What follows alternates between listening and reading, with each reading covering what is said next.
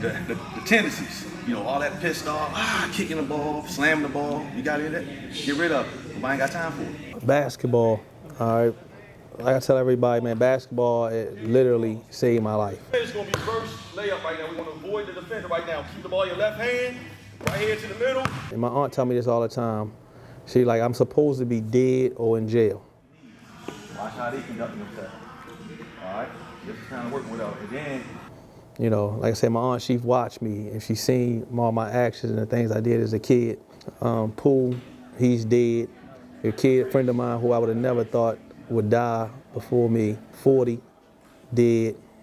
He got shot in the back when we was doing a B&E. One of the things we used to do as kids, we were breaking houses and stuff like that. And one of the old guys shot him on the way coming out.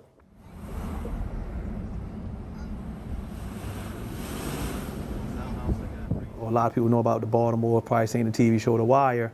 That was part of my life story. I was talking to one of my friends who just came home, and I'm just like, bro, did all this stuff, and it's kind of surreal. Like even looking at my life now or whatever, you sit there and you think about it. Like did we really do that stuff, or did all that stuff really happen? And it's like, yeah. When I was coming up, I was coming from a place of hopelessness. So it was 1628 Federal Street. That's when I moved to my aunt. Second house by 1628. And I remember like talking to my mother, and she would always be like, "Oh, I'm doing fine, I'm doing fine." And I never forget going back home, and I was going to go see her. This is around the time when I was about to get married, and I remember going back, and I was like, where my mother at. I remember she was renting a room on the west side of Baltimore. I'm originally from East. And I was like, where's she at? They said she been staying in an abandoned house over there by Stop, Shop, and Save. And I'm like, what? And they like, they been staying in that house over there. And I looked, it was a damn abandoned house. I'll never forget walking in there, and it's the hallway or whatever. And I looked to the left, I'm like, Ma. And she, yeah. She recognized my voice.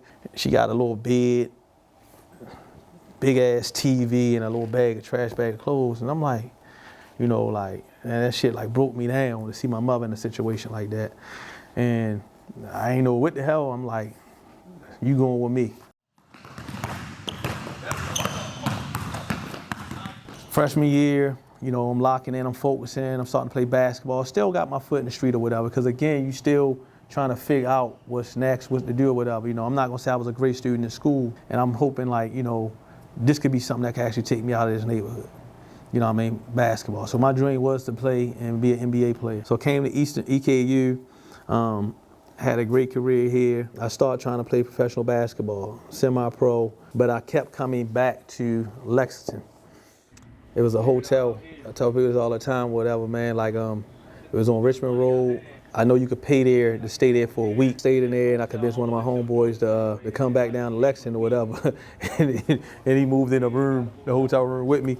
And, we got two guys in there just trying to figure it out or whatever at the time, whatever. So I've been here before, just coming up or whatever. Like I've been in situations where I was actually homeless, or, and I always say, homeless, I mean, you got family and relatives and stuff like that, but if it ain't your house or your mom's house or something like that or whatever, so I always considered it homeless or whatever. But I've been in that situation before.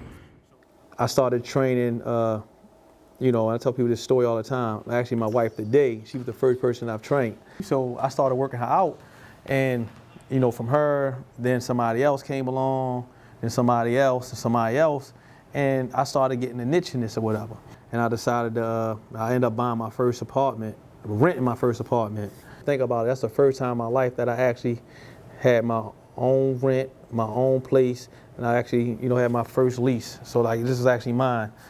Then I found the Ice Center off of Eureka Springs. When I got over here, I started doing my training, and of course you guys see how it's set up right here. I got a court with bleachers right there, and this court is, not ideal for games, but we would host games and hold games out of here. So I'm at the Ice Center, I'm training, and then I started realizing the problem with the Ice Center is I would get kicked out every year at December, and I could never train back in there on a consistent basis until March. And it made me think a little bit more, and then I figured out a new formula on how to do this. So I leased my first building over here in Palumbo, and we just went to work.